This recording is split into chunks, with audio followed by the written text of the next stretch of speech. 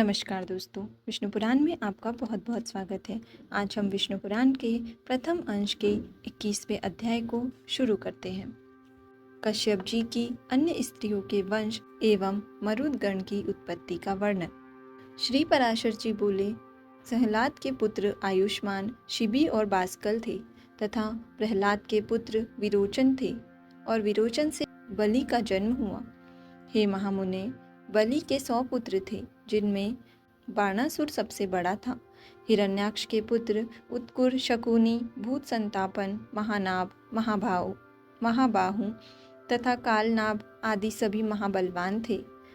दनु के पुत्र द्विमूर्धा, शंबर, अयोमुख, शंकुशिरा, कपिल, शंकर, एक चक्र, महाबाहु, तारक, महाबल, स्वरभानु, वृषपर्वा, महाबली पुलोम और परम पराक्रमी विप्रचित्ति थे। ये सब दनु के पुत्र विख्यात है।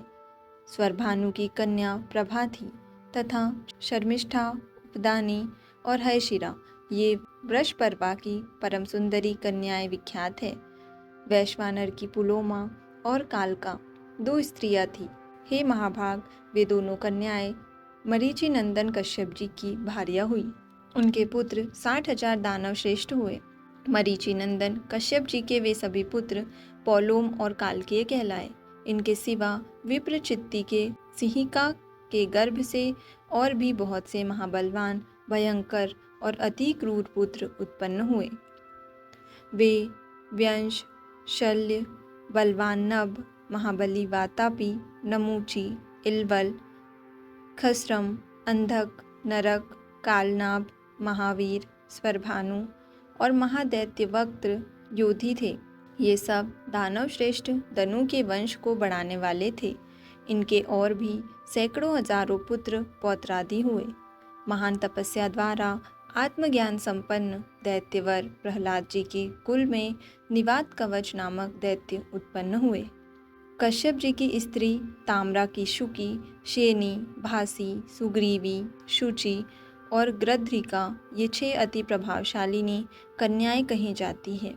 शुकी से शुक, उलुक एवं उलुकों के प्रतिपक्षी काक आदि उत्पन्न हुए तथा शेनी से शेन, भासी से भास और गृध्रिका से गृद्धों का जन्म हुआ।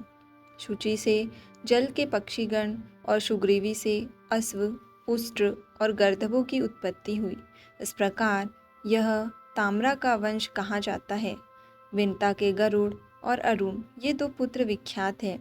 इनमें पक्षियों में श्रेष्ठ सुपर्ण अति भयंकर और सर्पों को खाने वाले हैं। हे ब्राह्मण, सूरसा से सहस्त्रों सर्प उत्पन्न हुए, जो बड़े ही प्रभावशाली, आकाश में विचरने वाले, अनेक शिरों वाले और बड़े विशालकाय थे। और क्रद्रु के पुत्र भी महाबली और अमित तेजस्वी, अनेक सिर वाले सहस्त्रों सर्प ही हुए, जो गरुड़ जी के वशवर्ती थे। उनमें से शेष, वासुकी, तक्षक, शंखश्वेत, महापद्म, कंबल, अश्वत्तर, एलापुत्र, नाग, करकोटक, धनंजय तथा और भी अनेक उग्र, विषधर एवं काटने वाले सर्प प्रधान हैं। क्रोधवशा के पुत्र क्रोधवशगण हैं। वे सभी बड़ी बड़ी दाढ़ों वाले, भयंकर एवं कच्चा मांस खाने वाले जलचर, स्थलचर एवं पक्षीगण हैं।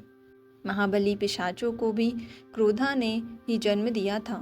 सुरभि से गौ और महिष आदि की उत्पत्ति हुई तथा ईरा से वृक्ष, लता, बेल और सब प्रकार के तृण उत्पन्न हुए हैं। खसा ने यक्ष और राक्षसों को, मुनि ने अप्सराओं को तथा अरिष्टा ने अति समर्थ गंधर्वों को जन्म दिया। ये सब स्थावर जंगम कश्यप जी की संतान हुए। इनके और भी सैकड़ों हजारों पुत्र पौत्रादि हुए। हे ब्राह्मण, यह स्वारोचिस मनवंतर की सृष्टि का वर्णन कहा जाता है।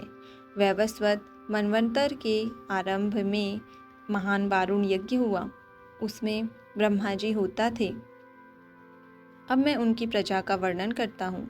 हे साधु श्रेष्ठ, पूर्व मनवंतर में जो सप्तर्षि गण स्वयं ब्रह्मा जी के मानस पुत्र रूप से उत्पन्न हुए थे, उन्हीं को ब्रह्मा जी ने इस कल्प में गंधर्व, नाग, देव और दानवादि के पितृ रूप से निश्चित किया। पुत्रों के नष्ट हो जाने पर दीति ने कश्यप जी को प्रसन्न किया।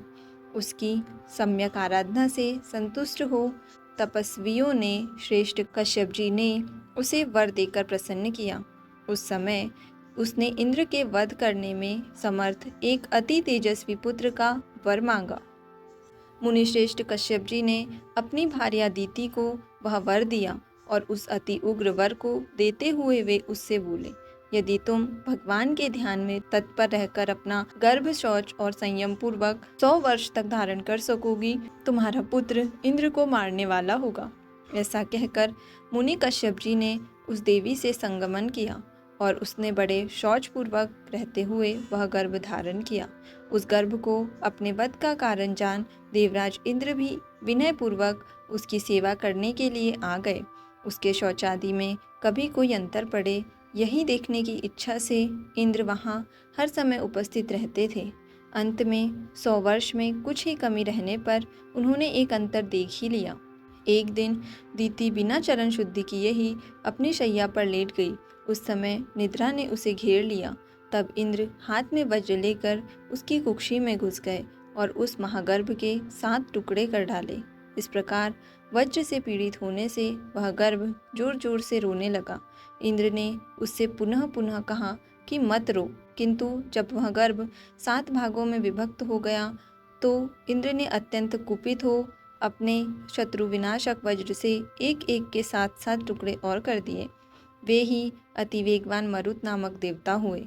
भगवान इंद्र ने जो उससे कहा था कि माँ रो दीं, इसीलिए वे मरुत कहलाए। ये 49 मरुदगण इंद्र के सहायक देवता हुए। तो यहाँ विष्णु पुराण के प्रथम अंश के 21वें अध्याय का समापन होता है।